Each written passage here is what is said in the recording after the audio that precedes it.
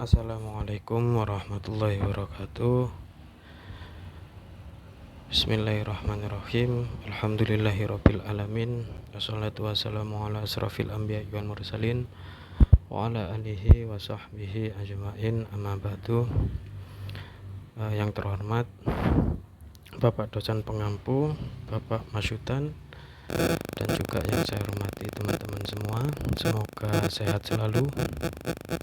Alhamdulillah, di pertemuan kali ini ke bagian materi yang kedua tentang proses pembentukan peradaban Islam. Alhamdulillah, di sini saya sendiri. Langsung saja.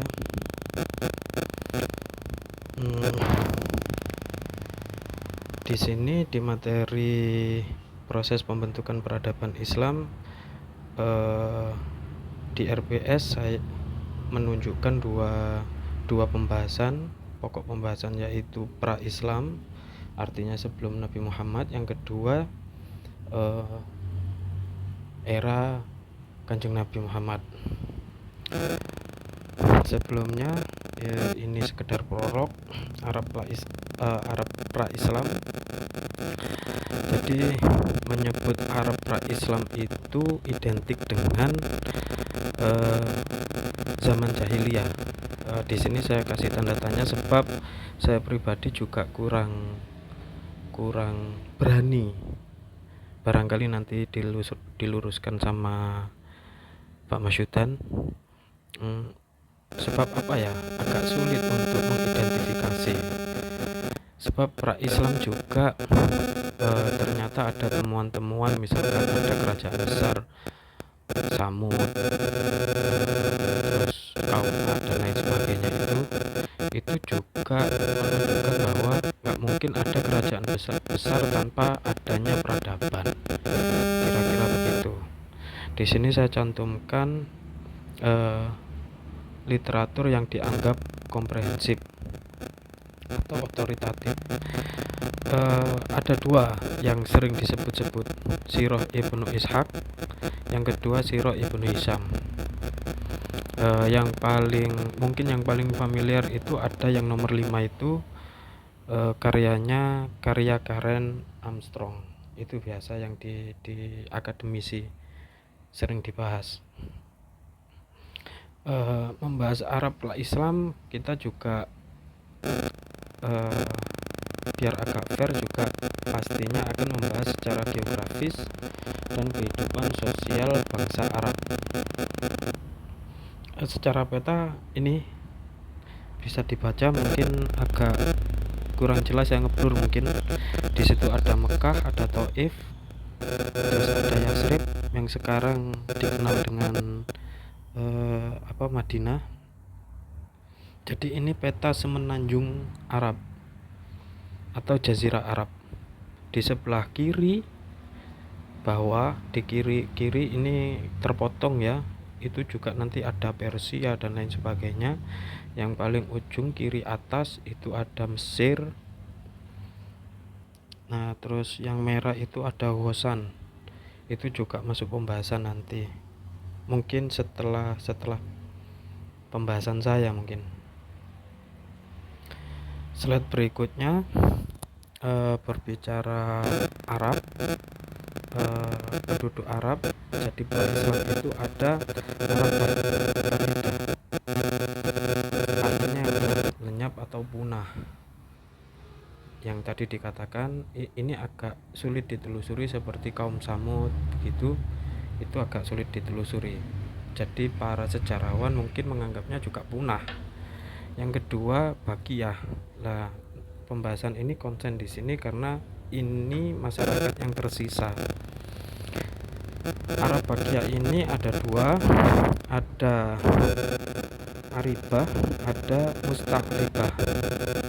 Yang pertama itu bisa diartikan pribumi atau penduduk asli, Arab asli, bisa disebut juga Qotoniyah atau Qotoniyun. Yang kedua, Musta'ribah, artinya pendatang, bukan asli penduduk Arab. Ini dinisbatkan kepada keturunan Ismail atau Ismailiyah, atau juga biasa disebut dengan Adnaniyun, menyertakan bapaknya Nabi Ismail. Jadi Ismail ibnu Ibrahim. Kotonia sendiri itu kalau ditarik ke atas itu Ya'rub bin Yasjub bin Koton. Nah, maka disandarkan lebih ke yang terakhir itu keturunan Koton atau Kotoniun. Nah, yang kedua itu Ismailiyah, disandarkan kepada Nabi Ismail alaihissalam. Nah, berbicara sosial bangsa Arab waktu itu di sini tidak saya cantumkan sebagai slide. Jadi secara garis besar itu terdiri dari dua kelompok, ada yang bermukim di kota atau bermukim di desa. Bagi yang di kota itu kebiasaannya mungkin berdagang dan bercocok tanam. Kalau yang di desa itu lebih nomadik atau berpindah-pindah. Sebab kita tahu ya, di Jazirah Arab itu gersang, didominasi dengan gurun-gurun dan lain sebagainya. Tapi Jazirah Arab diuntungkan secara teritori, dia semenanjung jazirah menjorok ke laut, sangat diuntungkan sebagai jalur perdagangan. Nah, nanti juga akan kita bahas bagaimana mungkin kalau dikatakan jahiliyah itu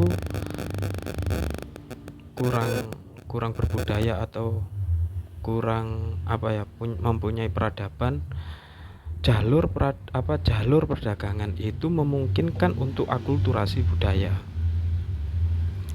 Kira-kira demikian, nanti barangkali diluruskan. Kemudian slide berikutnya, sistem kesukuan Baduy. Jadi tadi ada dua kelompok, tapi yang satu punah, yang satunya masih tersisa, itu terbagi menjadi dua lagi. Ada keturunan Koton sama keturunan dari Ismail atau Nabi Ismail alaihissalam. Yang Koton itu pribumi, yang satunya yang keturunan dari Ismail itu pendatang. Karena hilir mudik itu tadi akhirnya berbaur, yang heterogen akhirnya menjadi homogen, menyatu. Nah, dari sini memunculkan sistem kesukuan Baduy. Yang pertama itu beberapa keluarga, terdiri dari beberapa keluarga itu disebut klan. Terus beberapa kabilah, beberapa klan itu membentuk satu suku. Nah, kesukuan ini, adat atau kebiasaan orang sana itu hierarki. Ya, kalau mungkin berimajinasi kayak di film-film mafia itu, jadi ada hierarki. Dari sistem ini, jadi kalau yang satu dicidrai, maka kelompoknya akan nyerbu dan lain sebagainya. Ditambah dengan kondisi yang luar biasa di sana, sangat menantang, maka memungkinkan orang-orang sana lebih suka berperang. Nah, itu poin yang keempat, bahwa kiri sering terjadi peperangan antar suku, sering kali terjadi gesekan karena ya dengan kondisi yang begitu ya seperti istilahnya royoan atau rebutan mata air atau wis. Wong zaman Nabi saja juga ada rebutan ghanimah, kira-kira begitu. Yang terakhir itu cenderung pada kesusastraan. Mau ngomong gini aja susah ya, belibet, maaf. Jadi di sana itu bangsa Arab sangat mengagumi sastra. Di mana-mana baca sastra, di pasar, Jadi kalau ingin mengintimidasi orang, kalau di sini mungkin membuli, itu di sana pakai sastra, pakai sastra-sastra. Maka Al-Qur'an itu sebagai salah satu, nuwun sewu, ini tidak mengurangi dari kesucian Al-Qur'an, itu juga menandingi, bukan menandingi ya, apa bahasa lebih atasnya. Jadi nilai sastra pada Al-Qur'an sendiri itu luar biasa. Jadi orang Arab itu memang suka sekali sastra. Tapi kalau di sini mungkin kuat ya. Jadi ya jadi kuat-kuat seperti itu. Tapi ini sastra berbeda. Slide berikutnya berbicara keagamaan. Di sana saya mencantumkan ini beberapa: Hanifiyah, Yahudi, Nasrani, penyembah berhala, agama kepercayaan. Jadi sebetulnya agama kepercayaan ini juga sedikit apa ya?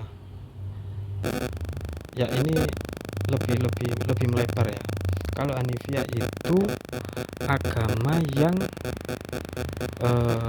dinisbatkan, disinyalir apa ya? Ya ini kesepakatan bersama para sejarawan itu menyebut ini Hanifiyah, agama yang dibawa oleh Kanjeng Nabi Ibrahim. Syariatnya memang berbeda dari Nabi Muhammad yang kita tahu, mungkin sholat, zakat, ibadah haji, seperti itu. Di Al-Quran sendiri juga sudah disebutkan ada redaksi Hanif, pakai hak Hanif. Nah itu yang di apa ya, yang dianut oleh kaumnya Nabi Ibrahim. Tiga teratas, Hanifiyah, Yahudi, Nasrani, itu memang kalau di pelajaran teologi itu disebut samawi ya, jadi Abrahamik. Nah nanti itu pembahasannya Pak Masudan di mata kuliah teologi. Slide berikutnya